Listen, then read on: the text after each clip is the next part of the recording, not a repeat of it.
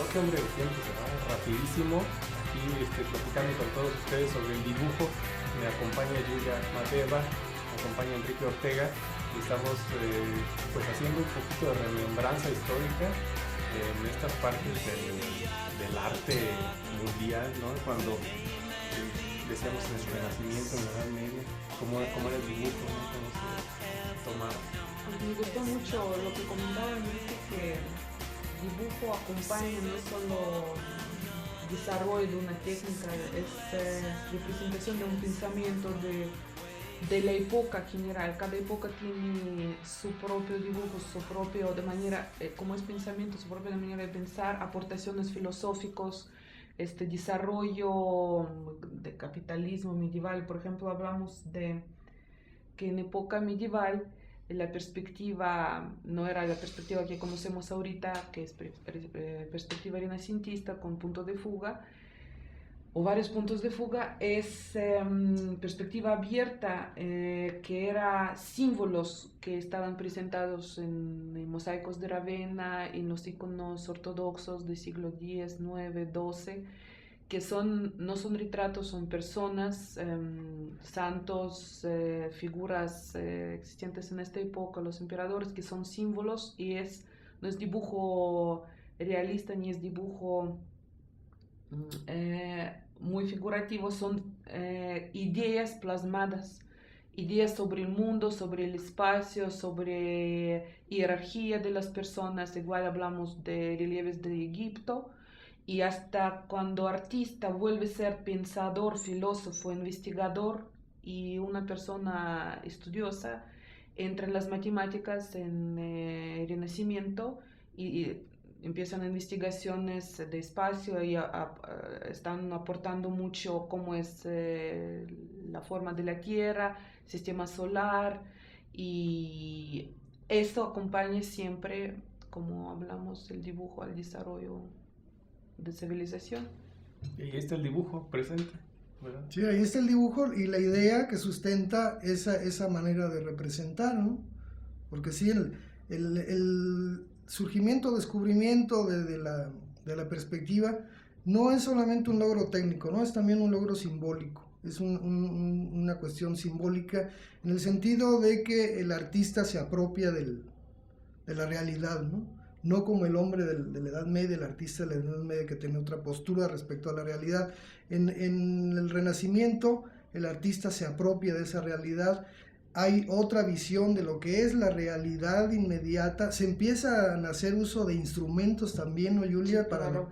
el uso Las de pantallas. el estudio de la naturaleza también permite el surgimiento del bodegón, que en el siglo XVI tiene un desarrollo muy anatomía importante, humana, ¿no? La anatomía. Era prohibido en esos tiempos, ¿no? También. Hay una base más científica dentro de lo que es el arte, ¿no? Creador, investigador, el artista, que ya después poco a poco.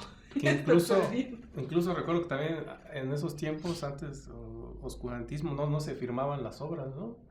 No se conocía quién había dibujado, quién había pintado. Sí, ¿no? porque artista era artesano en época medieval, cumplía con Giotto ya empieza todo, con primeros efectos de perspectiva, el espacio en los murales con Giotto, maravilloso. Y luego si nos venimos más a nuestros tiempos. Más acá, digamos, en el 19, ya con estos cambios que empieza a haber de los artistas que están en contra de lo que es el academicismo que había persistido hasta esa época, yo creo que también se responde a cuestiones de carácter filosófico, científico y bueno, también artístico, obviamente, ¿no?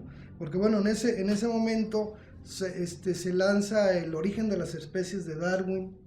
Hay investigaciones sobre la óptica, sobre el color. Filósofos como Bergson hablan sobre la filosofía desde otro punto de vista.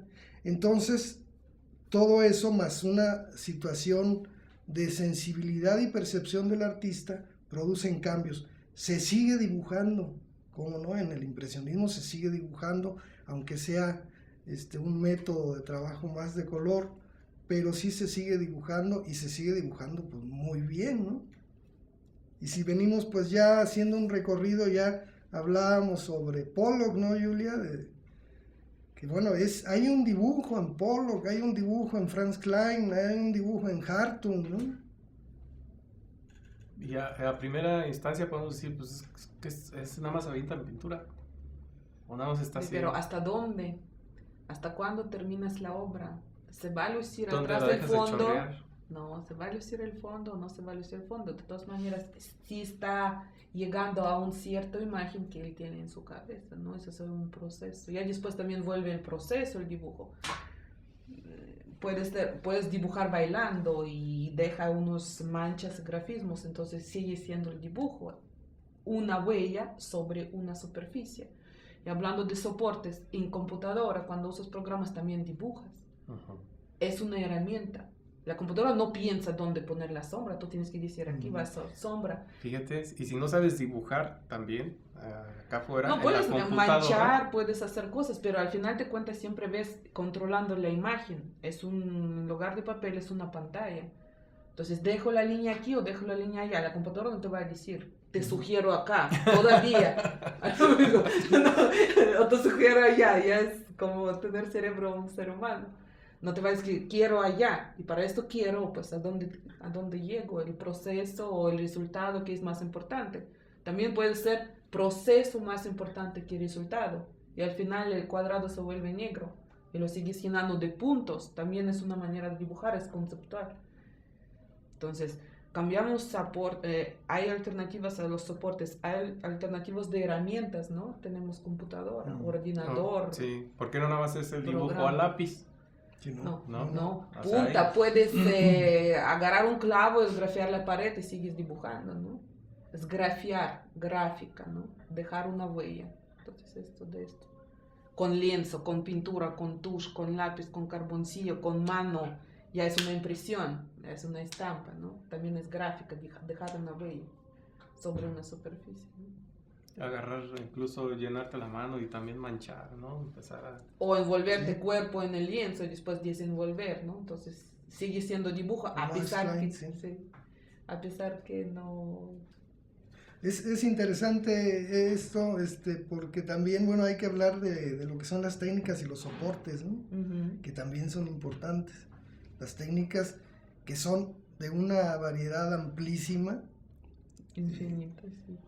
Sí, porque se dibuja hasta con la luz, en la fotografía, por ejemplo, ¿no? Dejas abierto tu foto y empiezas a dibujar tú con luz. Y eso también es otra... Puedes dibujar con una lupa, ¿no? Con la luz sobre un papel, ir dejando la huella de la luz. O en alguna exposición vi un cuadro en el que el artista dibujaba sobre un dibujo previo, pero lo dibujaba con pólvora. Es un chino, sí. Y entonces encendía y creaba la impresión del dibujo. Variaba tipo de pólvora, porque dejaba unos más llama, más efecto, unos menos. Entonces, donde él quería esfumado era un tipo, y donde quería más contenido era maravilloso, porque creaban unos efectos así. Lo hizo Ahí está la creatividad. Sí. También, no es el clásico dibujo, sino es una manera de también proponer. Donde en parte de concepto entra tanto como soporte, tanto como herramienta, que en este caso es pólvora encendida. Entonces, era sobre historia de México, las obras, el lago Texcoco, cómo nace, la tierra de los volcanes, el fuego, qué es el fuego para pueblos prehispánicos y todo. Entonces, herramienta y soporte nos aporta, que es, en general crea una idea concluida y toma parte importante. Así es. Como pues, el proceso, ¿no? Vemos así a grandes rasgos y ya dimos un recorrido bastante comprimido y digamos algunas etapas de la historia, porque nos podremos llevar más programas hablando de esto. Sí, porque hay un buen, ¿no?, de material. Ahorita que hablamos de técnicas, soportes, no sé, podría haber un programa especial sobre los papeles en el dibujo. Sí, ¿no? wow. Que hay una cantidad de papeles. Y cómo se elaboran este papel y cómo se dibuja con la pulpa al momento de crear soporte. el mismo soporte ya es una obra dibujística porque usan pulpa de diferentes plantas o diferentes pigmentos. El papel amate, por ejemplo. El papel amate, esa es una historia y los formatos de papel amate y el proceso como elaboran. Sí, las técnicas. Yo en una ocasión vi trabajar a un maestro una técnica que nunca trabajé y me quedé siempre con la tentación, la punta de plata, que es algo que te da una calidad tan impresionante de grises, Sí. pero nunca supe cuál era el tratamiento que se le daba al papel. Y bueno, se llama punta de plata porque sí, efectivamente se dibuja con una aguja de plata, pero el tratamiento del papel ese es la textura la clave, ¿no? Para que te dé el resultado. Fíjense, nos queda como experiencia esto. Pues esta experiencia que nos está contando Enrique Ortega se puede aplicar ahora si somos o si queremos ser artistas y estamos estudiando, tenemos que aprovechar a nuestros maestros, precisamente lo más que podamos aprender de ellos, ¿sí? Para que luego así no nos quedemos como ching. O sea, yo me dio clase Enrique Ortega y no sabía no el punto de plata. Me dio clase Yulia Akhmadeva y no quería entrar a su clase de dibujo.